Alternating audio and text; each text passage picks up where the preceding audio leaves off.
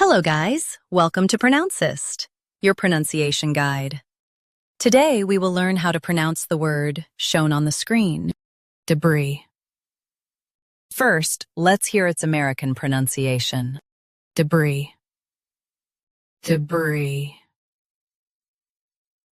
Now, read the syllables of U.S. pronunciation shown on the screen naturally. Debris. Debris. Now, let's focus on British pronunciation of this word. Debris. Debris. Now, read the syllables of British pronunciation shown on the screen naturally. Debris. Debris. US uses duh.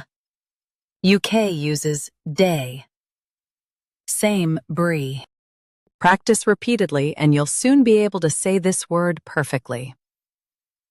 The best way to practice is to repeat the syllable multiple times.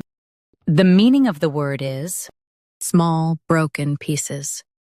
Try repeating this word several times to improve your pronunciation.